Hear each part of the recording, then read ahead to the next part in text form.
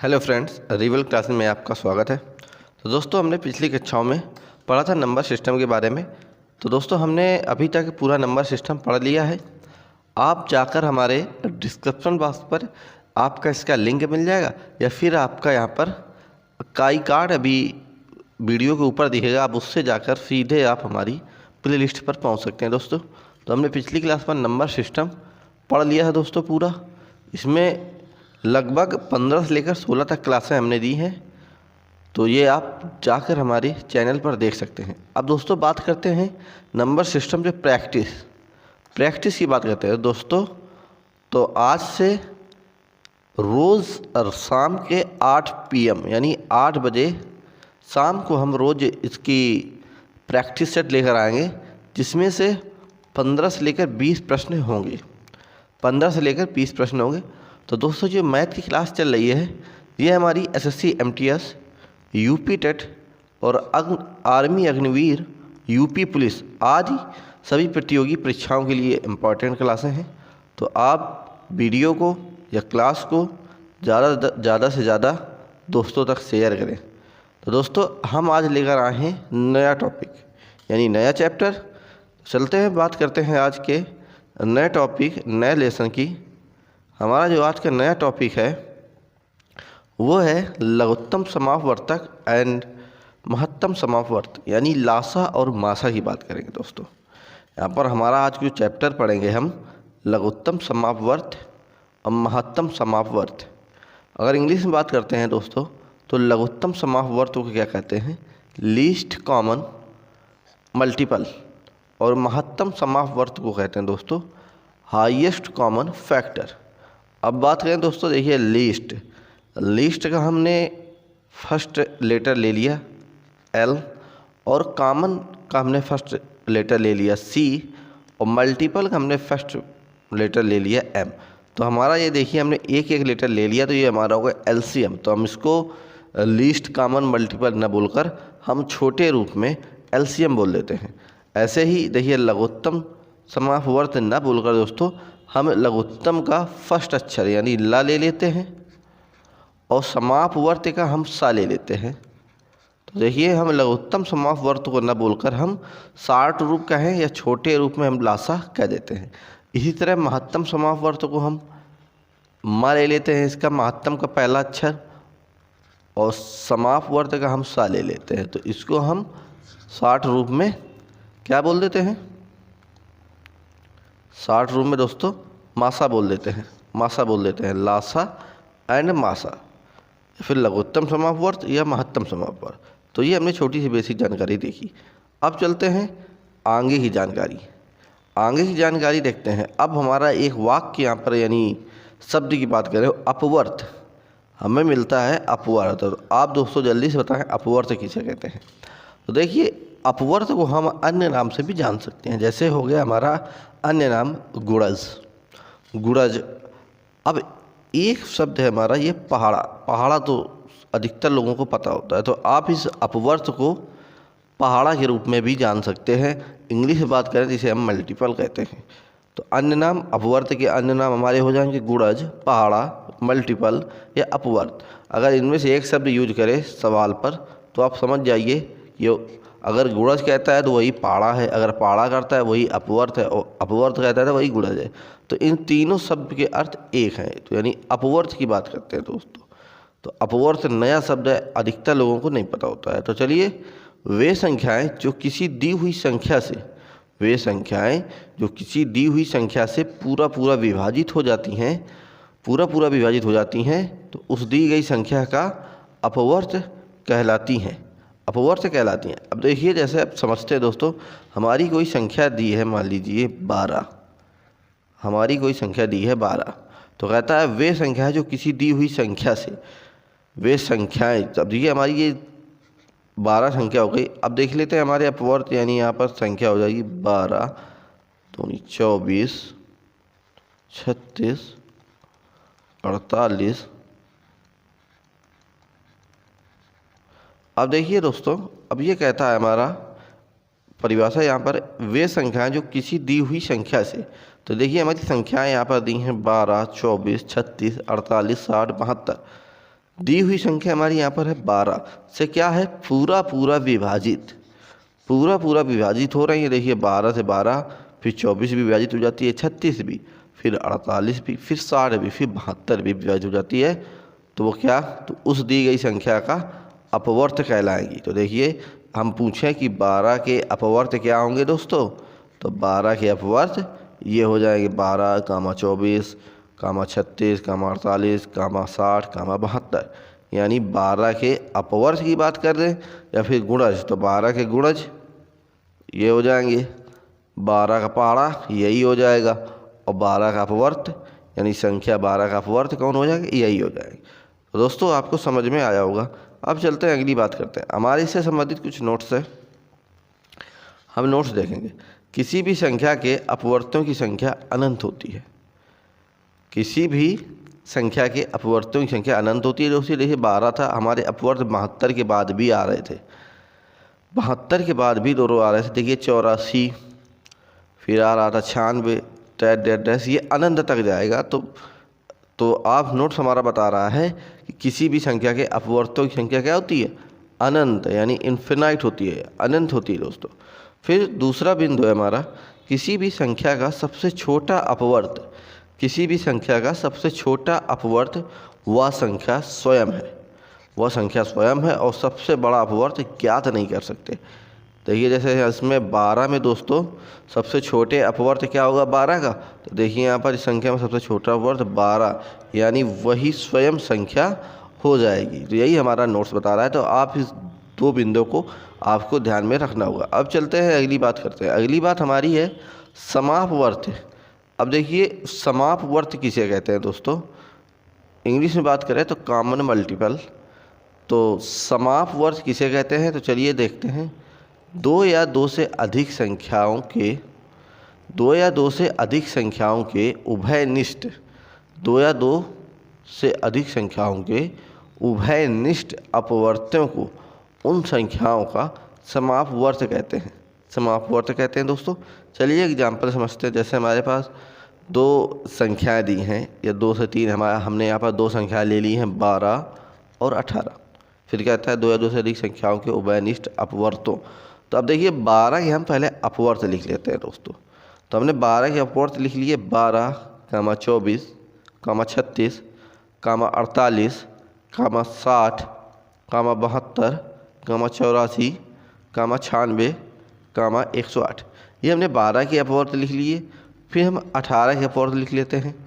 18 के अपवर्त हो जाएगा 18, 36, 54, 32, 90, 108, 126, 144। देखिए हमने यहाँ पर दोनों संख्याओं के अपवर्त हमने लिख लिए। अब वो बोलता है हमारा यहाँ पर जो बिंदु दिया है उभयनिष्ठ अपवर्तों को उन संख्याओं का। तो देखिए अब हम इन दोनों संख्याओं के उभयनिष्ठ अपवर्त यानी कॉमन जो दोनों में मिला हो उसे हम ले लेते हैं।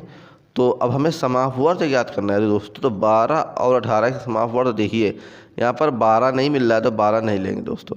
फिर देखिए यहाँ पर 18 भी नहीं मिल रहा, फिर 24 यहाँ पर नहीं है दोस्तों नीचे वाले अपवर्त में। अब देखिए 36 की बात करते हैं दोस्तों।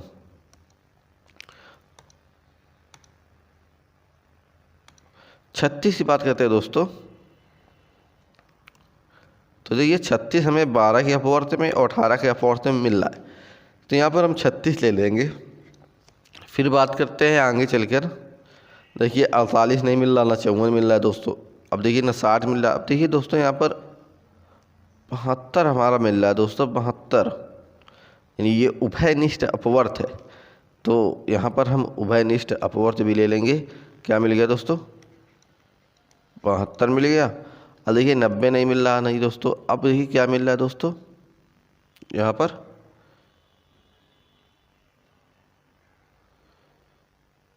108। अब देखिए 108 मिल रहा है दोस्तों, 108 मिल गया। तो यही हमारे क्या हो जाएंगे दोस्तों समापवर्त। इन्हीं संख्याओं को क्या कहते हैं, यानी उभयनिष्ठ अपवर्त को क्या बोला जाता है दोस्तों, समापवर्त। इतनी छोटी सी बात थी, हमने बता दी। आशा करता हूँ आपको समझ में आया होगा। अब चलते हैं अगली बात करते हैं दोस्तों। अब देखिए अपवर्तक, बात करते हैं अपवर्तक किसे कहते हैं। अपवर्तक किसे कहते हैं? अपवर्तक की बात करते हैं। अपवर्तक या बात करें गुणनफल, अपवर्तक को हम दूसरे शब्द गुणनफल के रूप में भी जानते हैं। अब गुणनफल के बारे में अधिकतर लोगों को पता होता है। इंग्लिश में बात करें तो इसे हम फैक्टर बोलते हैं। क्या बोलते हैं? फैक्टर। चलिए जानते हैं इसके बारे में। वे संख्याएं जो किसी संख्या को पूरा पूरा विभाजित कर देती हैं उस संख्या का अपवर्तक कहलाती हैं। वे संख्याएं जो किसी संख्या को पूरा पूरा विभाजित कर देती हैं उस संख्या का अपवर्तक कहलाती है। जैसे हमारे पास संख्या है 12 और हमारी कुछ संख्याएं दी हैं 1 2 3 4 6 12। तब देखिए ये जो संख्याएं दी हैं ये संख्या इस संख्या को पूरा पूरा विभाजित कर देती है। देखिए 1 भी क्या है, 12 को पूरा पूरा विभाजित कर रही है। 2 भी हमारी 6 बार जाएगा यहाँ पर, तो यहाँ पर 2 भी हमारी 12 को पूरा पूरा विभाजित कर देती है। 3 भी पूरा हमारे 12 को विभाजित कर देती है। 4 भी 12 को विभाजित कर देती है और 6 भी 12 को विभाजित कर देती है और 12 भी 12 को विभाजित कर देता है। तो अब देखिए यहाँ पर जब ये संख्याएं 12 को यानी संख्या को विभाजित कर रही हैं तो इन संख्याओं को हम नाम दे देते हैं, क्या नाम दे देते हैं? अपवर्तक। अपवर्तक या फिर बात करें गुणनफल, इन्हें क्या नाम दे दिया जाता है? गुणनफल, या इंग्लिश में बात करें तो दोस्तों फैक्टर। तो ये हमने देखा अपवर्तक या गुणनफल या फैक्टर के बारे में। अब देख लीजिए नोट्स, इससे कुछ बिंदु दिए हैं नोट्स से गुणनफल से संबंधित। कहता है किसी भी संख्या के अपवर्तकों की संख्या निश्चित होती है, निश्चित होती है। देखिए दोस्तों यहाँ पर जैसे हमारे पास ये देखिए 12 है, तो 12 के अपवर्त हमारे 1 2 3 4 6 12 इतने ही अपवर्तक होंगे यानी गुणनफल होंगे। गुणनफल होंगे दोस्तों, सॉरी दोस्तों, यहाँ पर गुणनफल ना होकर यहाँ पर गुणनखंड होगा। ये थोड़ी सी मिस्टेक है। फैक्टर यहाँ पर हमारा गुणनखंड हो जाएगा। अपवर्तक की बात करें या गुणनखंड की बात करें या फैक्टर की बात करें तो ये हमारी संख्याएं जो 1 2 3 4 6 12 ये क्या हो जाएंगी दोस्तों? गुणनखंड हो जाएंगी। गुणनखंड यानी फैक्टर हो जाएंगी किसकी? 12 की। अब देखिए दूसरा बिंदु क्या कहता है? किसी भी संख्या का सबसे छोटा अपवर्तक क्या होता है दोस्तों? 1 होता है और सबसे बड़ा अपवर्तक वह संख्या स्वयं होती है दोस्तों। तो देखिए इसमें संख्या 12 है, अपवर्तक हमें पता है 1 2 3 4 6 12। अब सबसे छोटा अपवर्तक क्या है दोस्तों? 1, तो यही हमारा बिंदु कह रहा है। और सबसे बड़ा अपवर्तक इसमें क्या है? 12 12 यानी स्वयं वही संख्या। स्वयं वही संख्या क्या हो जाएगी? सबसे बड़ा अपवर्तक यानी सबसे बड़ा गुणनखंड स्वयं वही संख्या होती है दोस्तों। तो ये हमने नोट्स के कुछ बिंदु देखे, आपको ये बिंदु ध्यान रखने हैं। अब चलते हैं आगे बात करते हैं। अब देखिए यहाँ पर समापवर्तक, समापवर्तक यानी कॉमन फैक्टर की बात करते हैं दोस्तों। समापवर्तक किसे कहते हैं? तो दो या दो से अधिक संख्याओं के उभयनिष्ठ अपवर्तकों को उन संख्याओं का समापवर्तक कहते हैं दोस्तों। 2 या 2 से अधिक संख्याओं के उभयनिष्ठ अपवर्तक को, तो हम यहाँ पर 2 संख्याएं ले लेते हैं। जैसे हमारे एक संख्या देख ली दोस्तों 12, फिर देख ली 18। अब 12 की हम क्या लिख लेंगे? अपवर्तक। अपवर्त नहीं लिखेंगे, अपवर्तक। अभी हम पढ़े अपवर्तक के बारे में। ये देखिए गुणनखंड, यहाँ पर फैक्टर। अपवर्तक को हम इंग्लिश में फैक्टर या गुणनखंड, हिंदी में गुणनखंड, इंग्लिश में फैक्टर कहते हैं। तो हमें यहाँ पर अपवर्तक, तो 12 के अपवर्तक हमने लिखे 1 2 3 4 6, फिर ये मतलब 12 हो गया है, फिर 6 हो गया है। फिर 18 की हम लिख लेते हैं अपवर्तक, तो 1 2 3 6 9 18। तो ये हमारे 18 के हो गए। अब इसमें कहता है क्या? उभयनिष्ठ अपवर्तक देख लेते हैं। तो उभयनिष्ठ अपवर्तक क्या हो जाएगा दोस्तों? देखिए 1 मिल रहा है तो यहाँ पर हम 1 लिख लेंगे। यहाँ पर 2 मिल रहा है दोस्तों तो हम यहाँ पर 2 लिख लेंगे। और यहाँ पर दोस्तों 3 मिल रहा है दोस्तों तो यहाँ पर 3 लिख लेंगे। फिर देखो यहाँ पर ये दोस्तों 6 मिल रहा है तो यहाँ पर हम 6 लिख लेंगे दोस्तों। यहाँ पर हमने 6 लिख लिया।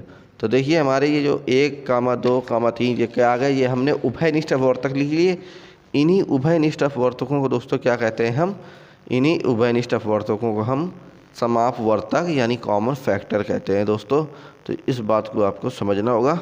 अब चलते हैं, हम देख लेते हैं अब देखते हैं हम दोस्तों संख्या का कैनॉनिकल रूप। संख्या का कैनॉनिकल रूप देखते हैं। काफ़ी लोगों ने इसे पहली बार देखा होगा। तो संख्या का कैनॉनिकल रूप क्या होता है दोस्तों? तो देखिए हमारा इसमें दिया है कि एक से बड़ी किसी संख्या को अभाज्य गुणनखंडों के घात के रूप में प्रदर्शित करना उस संख्या का कैनॉनिकल रूप कहलाता है दोस्तों। कोई संख्या दी हो तो यदि आप उसको अभाज्य गुणनखंड कर दें, फिर उन अभाज्य गुणनखंड को घात के रूप में प्रदर्शित कर दें, तो वही हमारी क्या हो जाएगी? कैनॉनिकल रूप हो जाएगा किसका? संख्या का। अब इसमें गुणनखंड की बात की है दोस्तों, तो गुणनखंड को हम एक अन्य नाम से जानते हैं दोस्तों। ये क्या नाम है? अन्य नाम अपवर्तक या फैक्टर की बात। तो आपको छोटी छोटी बातों को ध्यान में रखना होगा दोस्तों। तो अब देखिए हम यहाँ पर संख्या का कैनॉनिकल रूप देख रहे हैं, तो अभी हमने इसके बारे में जाना। अब देखिए कैनॉनिकल रूप निकालने के लिए क्या करना पड़ता है दोस्तों? तो कैनॉनिकल रूप निकालने के लिए संख्या में सबसे पहले सबसे छोटी अभाज्य संख्या, कोई संख्या दी हो तो उसमें हम क्या करेंगे? सबसे छोटी अभाज्य संख्या या फिर क्या है सबसे छोटा अभाज्य भाजक से क्या किया जाता है दोस्तों? भाग दिया जाता है। और फिर जो शेष बचता है उसमें सबसे छोटे अभाज्य संख्या यानी भाजक से भाग दिया जाता है। फिर यही प्रक्रिया तब तक अपनाई जाती है दोस्तों जब तक संख्या को सभी अभाज्य संख्या के गुणनफल में दर्शाया न जाए दोस्तों। तो ये हमने देखा संख्या का कैनॉनिकल रूप कैसे निकाला जाता है। अब देखिए हम इसका उदाहरण देख लेते हैं। जैसे हमारे पास उदाहरण है, अगर बात करते हैं 240 को कैनॉनिकल रूप में क्या लिखा जाएगा, ये हमारा उदाहरण है। तो चलिए हम इसको सॉल्व करते हैं, यानी इसको हम 240 को कैनॉनिकल रूप में लिखते हैं दोस्तों। तो 240 को पहले हमने देखिए यहाँ पर हमने बताया, कि कैनॉनिकल रूप निकालने के लिए सबसे पहले हमें अभाज्य गुणनखंड करने होते हैं, यानी अभाज्य गुणनखंडों को घात के रूप में प्रदर्शित करना होता है दोस्तों। तो हम इसके पहले अभाज्य गुणनखंड कर लेते हैं। इसके हम दोस्तों पहले अभाज्य गुणनखंड कर लेते हैं। तो देखिए यहाँ पर 240 को पहले सबसे छोटा अभाज्य संख्या यानी 2 हो जाएगी, इसे भाग देते हैं। तो हमारा जो आ जाएगा भागफल इसमें 2 ही करने दे, 2 दूनी 4, 120 आ गया। फिर हम 2 का भाग देते हैं 120 में, तो दोस्तों 60 आ जाएगा।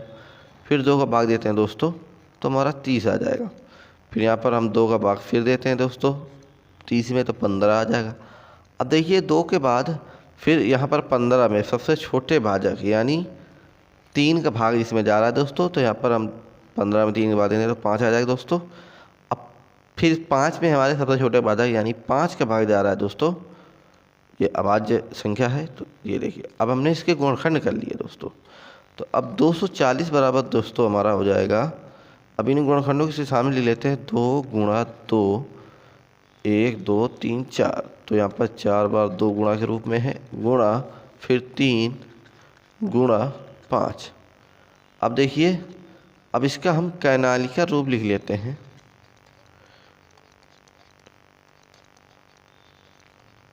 कैनॉनिकल रूप क्या हो जाएगा? तो देखिए यहाँ पर 2 का हम जब गुणा करा दें, यहाँ पर घातें 1 1 यहाँ पर छुपी होती हैं दोस्तों हर संख्या पर।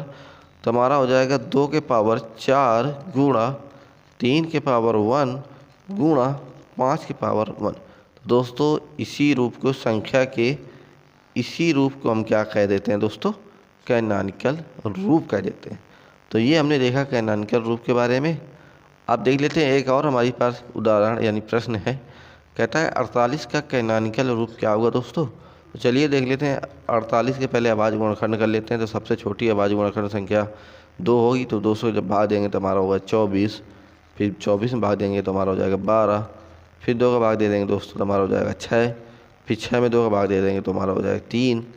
फिर 3 से भाग करा देंगे तो 1 आ जाएगा दोस्तों। तो अब देखिए 48 बराबर हो जाएगा दोस्तों हमारा यहाँ पर 1 2 3 4 बार गुणा के रूप में 2 लिख देंगे, फिर 3 लिख देंगे। फिर यहाँ पर 2 के पावर यहाँ पर 1 2 3 4 बार है, यानी 4 घातें जुड़ जाएंगी। तो 2 के पावर 4 गुणा 3 के पावर 1 हो जाएगा 48 बराबर। तो दोस्तों ये हमने घात के रूप में गुणनखंडों को लिख दिया है। तो इसी को हम क्या बोल देते हैं? कैनॉनिकल रूप कह देते हैं दोस्तों।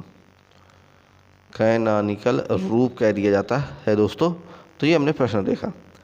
अब आगे बात करते हैं दोस्तों अपवर्तकों की संख्या। अब अपवर्तकों की संख्या कहते हैं या फिर कहते हैं गुणनखंडों की संख्या ज्ञात करनी है दोस्तों। अगर आपके पास प्रश्न दे दे कि 25 के सभी गुणनखंडों की संख्या बताइए या फिर अभाज्य गुणनखंडों की संख्या बताइए, अभाज्य गुणनखंडों की संख्या बताइए, तो आप किस तरह निकालेंगे। देखिए इसमें कहता है माना कोई संख्या आपको दे दी जाए, मान लिया हमने माना कोई संख्या n ले लिया है, तो जिसका कैनॉनिकल रूप कि जैसे मतलब a के पावर x गुणा b के पावर y गुणा c के पावर z है, तो यानी जिसका कैनॉनिकल रूप दोस्तों a के पावर x गुणा b के पावर y गुणा c के पावर z है, तो अभाज्य गुणनखंडों की दोस्तों देखिए संख्या क्या हो जाएगी। अभाज्य गुणनखंडों की संख्या क्या हो जाएगी, x plus y plus z, यानी घातों को आपस में जोड़ देंगे तो x plus y plus z क्या हो जाएगी, ये गुणनखंडों की संख्या यानी अपवर्तकों की संख्या हो जाएगी दोस्तों। ये अपवर्तकों की संख्या हो जाएगी। तो जब हमने गुणनखंडों की संख्या ज्ञात करनी हो यानी अभाज्य गुणनखंडों की संख्या ज्ञात करनी हो तो क्या करेंगे कि अगर जो कैनॉनिकल रूप दिया होगा तो उनकी घातों को हम आपस में जोड़ देंगे तो हमारा क्या निकल आएगा, अभाज्य गुणनखंडों की संख्या निकल आएगी दोस्तों। चलिए इससे देखते हैं एक प्रश्न। तो इसमें कहता है 180 के कुल कितने अभाज्य गुणनखंड होंगे दोस्तों। तो आपको बताना है कुल कितने अभाज्य गुणनखंड होंगे। तो सबसे पहले हम 180 के क्या निकालना पड़ेगा दोस्तों, कैनॉनिकल रूप ज्ञात करना पड़ेगा। चलिए हम कैनॉनिकल रूप 180 का ज्ञात करते हैं दोस्तों। तो यहाँ पर 2 से भाग करा देंगे तो यहाँ पर 90 आ जाएगा, फिर 2 से भाग करा देते हैं तो 45 आ जाएगा, फिर हम 3 का भाग करा देंगे दोस्तों तो 15 आ जाएगा, फिर हम 3 से भाग करा देते हैं तो 5 आ जाएगा दोस्तों, फिर हम 5 से भाग करा देते हैं तो 5 आएगा। तो अब देखिए यहाँ पर 180 बराबर हमारा हो जाएगा 1 2 यानी 2 गुणा 2 फिर 3 गुणा 3 फिर 5। तो अब देखिए 180 का कैनॉनिकल रूप क्या हो जाएगा दोस्तों, कैनॉनिकल रूप क्या हो जाएगा दोस्तों, 2 के पावर 2 गुणा 3 के पावर 2 गुणा 5 दोस्तों, 5 हो जाएगा दोस्तों। 2 गुणा 2 गुणा 3 के 2 गुणा 2 यानी 2 के पावर 2 फिर 3 के पावर 2 यानी 2 का स्क्वायर गुणा 3 का स्क्वायर गुणा 5। तो ये देखिए हमने 180 का कैनॉनिकल रूप लिखा ये। अब हमें कहना है अभाज्य गुणनखंडों की संख्या। तो दोस्तों अभाज्य गुणनखंडों की संख्या क्या हो जाएगी दोस्तों, अभाज्य गुणनखंडों की संख्या हो जाएगी दोस्तों, अभाज्य गुणनखंडों की संख्या क्या हो जाएगी, कैनॉनिकल रूप में जो घातें होंगी दोस्तों, इसमें एक घात है तो ये जो घातें हो जाएंगी दोस्तों इनको आपस में हम जोड़ देंगे। यानी क्या दिया था, x plus y plus z, तो यहाँ पर x हमारा 2 है यानी 2 प्लस 2 प्लस 1, इन घातों को आपस में जोड़ देंगे तो 2 2 4 1 मिलकर हो जाएगा दोस्तों 5। तो 180 के कुल कितने अभाज्य गुणनखंड है दोस्तों, तो हमारा आंसर आया दोस्तों कितना, 5। अब चलते हैं इससे संबंधित अगला प्रश्न देखते हैं दोस्तों। अब कहता है 180 के कुल कितने भिन्न भिन्न अभाज्य गुणनखंड है। तो देखिए दोस्तों प्रश्न में यहाँ पर पूछ लिया भिन्न भिन्न, यहाँ पर कुल अभाज्य गुणनखंडों की संख्या नहीं पूछी है, यहाँ पर पूछी है भिन्न भिन्न अभाज्य गुणनखंडों की संख्या आपको बतानी है। तो सबसे पहले फिर हम 180 का यहाँ पर कैनॉनिकल रूप हमें ज्ञात करना पड़ेगा। तो 2 से भाग करा देते हैं तो 90 हो जाएगा, फिर 2 से भाग करा देते हैं दोस्तों तो 45 हो जाएगा, फिर हम 3 से भाग करा देंगे तो 15 आ जाएगा दोस्तों, फिर 3 से भाग करा देंगे तो 5 आएगा, 5 में फिर दोस्तों 5 से भाग करा देंगे तो 1 बचेगा। तो अब 180 को हम गुणनखंड के रूप में लिख देते हैं 2 गुणा 2 गुणा 3 गुणा 3 गुणा 5 दोस्तों। अब 2 के पावर यहाँ पर 2 बार है तो यहाँ पर 2 घातें हो जाएंगी, गुणा 3 का स्क्वायर हो जाएगा गुणा 5 के पावर 1 हो जाएगा। तो ये देखिए हमने कैनॉनिकल रूप लिखा दोस्तों, कैनॉनिकल। अब देखिए दोस्तों इसमें कहता है कि भिन्न भिन्न अभाज्य गुणनखंड बताने हैं आपको, भिन्न भिन्न अभाज्य गुणनखंड बताने हैं। तो देखिए यहाँ पर भिन्न हमारा एक तो अलग है 2, फिर 1 है 3, फिर 1 है 5, तो ये हमारे 3 है। तो इनकी संख्या दोस्तों कितनी है, तो 3 है। 3 क्या है, भिन्न भिन्न अभाज्य गुणनखंड की संख्या है, अभाज्य गुणनखंड है दोस्तों, अभाज्य गुणनखंड है दोस्तों कितने। तो इसका जो सही आंसर जो आएगा 3 आएगा, क्योंकि हमारे पास देखिए भिन्न भिन्न अभाज्य गुणनखंड कितने, एक तो हमारा 2 हो गया, एक 3 हो गया, एक 5 हो गया, 3 हो गया। और यदि बात करता कि कुल अभाज्य गुणनखंड तो इन घातों को जोड़ देते, 2 2 4 1 5 यानी टोटल आ जाता 5। तो लेकिन यहाँ पर भिन्न भिन्न अभाज्य गुणनखंड पूछे हैं तो इसका आंसर हो जाएगा दोस्तों 3। अब देखते हैं अगला प्रश्न। अब इसमें कहता है 400 के कुल कितने अभाज्य गुणनखंड है दोस्तों। तो चलिए ज्ञात करते हैं। पहले हम 400 का कैनोनिकल रूप लिख लेंगे। तो 2 से भाग करा दें तो हमारा 200 हो जाएगा। फिर 2 से भाग करा दें तो 100 आ जाएगा दोस्तों। फिर 2 से भाग करा दें तो हमारा 50 आ जाएगा दोस्तों। फिर 2 से भाग करा दें तो 25 आएगा। फिर 25 में हम दोस्तों 5 के भाग करा दें तो 5 बचेगा। फिर 5 से भाग करा दें तो 1 आएगा। तो अब देखिए हम 400 को गुणनखंड के रूप में लिख लेते हैं। तो 2 गुणा 2 गुणा 2 गुणा 2, 1 2 3 4 बार है। फिर गुणा 5 गुणा 5। तो अब देखिए इसे कैनोनिकल के रूप में लिख लेते हैं। तो 2 के पावर 4 हो जाएगा, क्योंकि 1 2 3 4, क्योंकि इनके ऊपर हमेशा एक घात छुपी होती है दोस्तों। तो गुणा में घातें आपस में जुड़ जाती हैं। तो यहाँ पर 1 2 3 4 हो जाएंगी। फिर गुणा, देखिए 5 के ऊपर भी एक घात है, 5 के ऊपर भी एक घात है, तो 1 1 मिलकर 2 हो जाएगी। तो 5 की पावर 2। देखिए हमने यहाँ पर कैनोनिकल रूप 400 का हमने ज्ञात किया। ये हमने ज्ञात किया कैनोनिकल रूप। अब हमें बताना है अभाज्य गुणनखंडों की संख्या। तो कुल अभाज्य गुणनखंडों की संख्या क्या हो जाएगी दोस्तों। कुल अभाज्य गुणनखंडों की संख्या क्या हो जाएगी। कुल गुणनखंडों की संख्या क्या हो जाएगी दोस्तों। तो हमने जो देखिए पिछले अभी क्लास थोड़ी देर पहले हमने बताया था कुल अभाज्य गुणनखंडों की संख्या क्या है, x + y + z, यानी जो घातें दी हैं उनको आपस में हमें क्या कर देना है दोस्तों, जोड़ देना है। तो देखिए यहाँ पर घातें हमारी 4 + 2 मिलकर कितना हो जाएगा दोस्तों 6। तो इसका जो आंसर आ जाएगा दोस्तों, यानी कुल अभाज्य गुणनखंडों की संख्या कितनी आ जाएगी दोस्तों, कुल अभाज्य गुणनखंडों की संख्या हमारे पास 6 आ जाएगी। अब देखते हैं इससे फिर संबंधित प्रश्न अगला, 400 के कितने भिन्न भिन्न अभाज्य गुणनखंड होंगे। तो सबसे पहले हमें 400 का कैनोनिकल रूप ज्ञात करना पड़ेगा दोस्तों। तो 200 का 2 से भाग करा देंगे तो यहाँ पर 200 हो जाएगा। फिर 2 का भाग करा देंगे तो 100 हो जाएगा। फिर यहाँ पर 2 से भाग करा देंगे तो 50 आ जाएगा दोस्तों। फिर 50 में हम 2 का भाग करा देंगे तो 25 आएगा। फिर 25 में दोस्तों 5 के भाग करा देंगे तो 5 आ जाएगा। फिर 5 के भाग करा देंगे तो 1 आएगा। तो अब देखिए 400 को सबसे पहले हम गुणनखंड के रूप में लिख लेते हैं। तो 2 गुणा 2 गुणा 2 गुणा 2 गुणा 5 गुणा 5। अब देखिए संख्या के ऊपर हमेशा एक घात होती है दोस्तों। तो अब देखिए इसको हम कैनोनिकल रूप में लिखते हैं। तो गुणा में घातें जुड़ जाती हैं। तो 2 के पावर 4 हो जाएगा गुणा 5 के पावर 2 हो जाएगा। तो ये देखिए कैनोनिकल रूप हमने लिखा। अब पूछता है दोस्तों भिन्न भिन्न अभाज्य गुणनखंडों की संख्या। तो भिन्न भिन्न, तो यहाँ पर भिन्न हमारा देखिए यहाँ पर कितने अभाज्य गुणनखंड भिन्न भिन्न। तो एक तो हमारा हो गया भिन्न अभाज्य गुणनखंड 2, दूसरा हो गया 5। तो यहाँ पर कितनी संख्या है भिन्न भिन्न अभाज्य गुणनखंडों की 2। तो इसका जो सही आंसर हो जाएगा दोस्तों यहाँ पर हो जाएगा 2। तो ये हमारा यहाँ पर राइट आंसर हो जाएगा दोस्तों।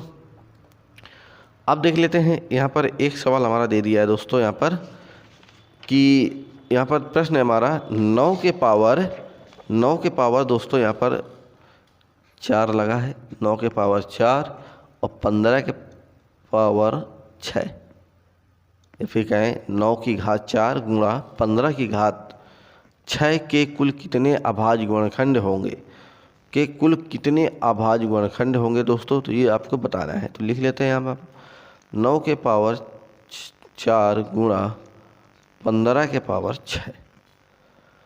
तो चलिए इसको हम सॉल्व कर लेते हैं, यानी इसको हम कैनोनिकल रूप में व्यक्त कर लेते हैं।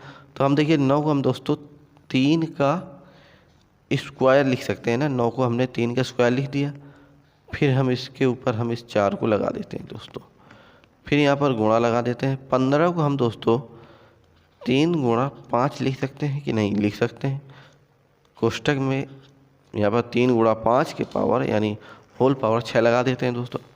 अब देखिए दोस्तों यहाँ पर, अब देखिए जब हम इसको हटाएंगे, इस कोष्टक को हटाएंगे बड़े कोष्टक को, तो ये हमारी घात यहाँ पर इससे गुणा हो जाएगा। तो 3 के स्क्वायर यानी 2 के में 4 के गुणा कर देंगे गुणा। अब देखिए जब ये कोष्टक हटेगा दोस्तों, तो ये हमारा जो घात लगी है 6, ये 3 में भी लग जाएगी और 5 में भी लग जाएगी। 3 में भी लग जाएगी और 5 में भी लग जाएगी दोस्तों। अब देखिए 3 के पावर यहाँ पर हो जाएगा 8 गुणा 3 के पावर 6 गुणा 5 के पावर 6।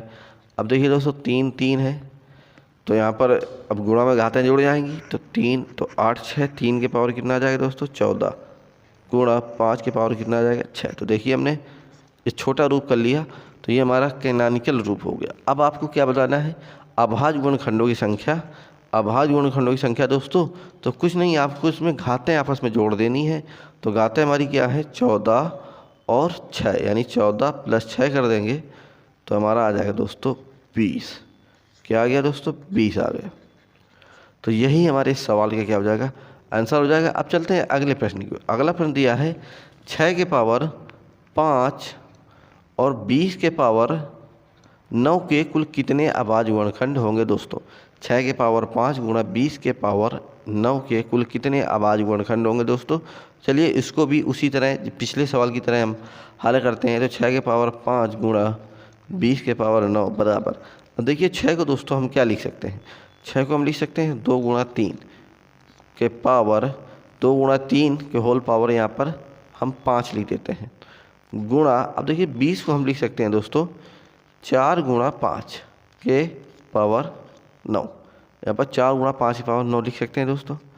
अब देखिए जब यहाँ पर हम दोस्तों कोष्ठक हटाएंगे तो ये घात का गुणा हो जाएगा, तो 2 के पावर 5 हो जाएगा गुणा 3 के पावर 5 हो जाएगा गुणा, अब इसी तरह ये इसमें कोष्ठक हटाते हैं अगर, तो 4 के पावर 9 हो जाएगा गुणा 5 के पावर 9 हो जाएगा दोस्तों। अब देखिए 2 के पावर 5 गुणा 3 के पावर 5 गुणा, अब देखिए यहाँ पर 4 को हम 2 के पावर 2 के होल पावर 9 लिख सकते हैं दोस्तों, लिख सकते हैं बिल्कुल 5 के पावर 9। अब देखिए 2 के पावर 5 गुणा 3 के पावर 5 गुणा, अब जब हम इस कोष्ठक को हटाएंगे दोस्तों तो यहाँ पर 9 को गुणा इस घात पर हो जाएगा, तो 9 दूनी 18 यानी 2 के पावर दोस्तों 18 हो जाएगा गुणा 5 के पावर 9। अब देखिए यहाँ पर 2 2 समान है दोस्तों, गुणा कराएंगे तो घातें आपस में जुड़ जाएंगी, तो 2 के पावर कितना हो जाएगा दोस्तों, 2 के पावर हमारा हो जाएगा 23 गुणा 3 के पावर हो जाएगा दोस्तों 5 गुणा 5 के पावर हो जाएगा दोस्तों 9। अब आपको बताना है कुल कितने अभाज्य गुणनखंड हो जाएंगे। तो देखिए ये कैनॉनिकल रूप लिखा है दोस्तों, हमें पता है कि जब कुल अभाज्य गुणनखंड पूछे तो हमें घातें जोड़ देनी है। तो घातें जोड़ते हैं दोस्तों 23 + 5 + 9, 23 + 5 + 9 बराबर जुड़कर हो जाएगा दोस्तों 23 5 28 और 8 9 28 9 हो जाएगा हमारे पास, कितना जुड़कर 37। तो यहाँ पर दोस्तों गुणनखंडों की संख्या क्या हो जाएगी, गुणनखंडों की संख्या हो जाएगी दोस्तों 37 हो जाएगी दोस्तों, कितनी हो जाएगी दोस्तों 37 हो जाएगी। तो दोस्तों आज की क्लास का ये हमारा अंतिम प्रश्न था। अब हम कल फिर मिलेंगे अगली क्लास पर, इससे आगे क्लास। तो दोस्तों आपको बताना चाहें कि वीडियो अगर अच्छा लगे तो वीडियो को लाइक शेयर और सब्सक्राइब करना ना भूलें। और आज रात यानी 8 बजे आपको नंबर सिस्टम की प्रैक्टिस सेट कराई जाएगी।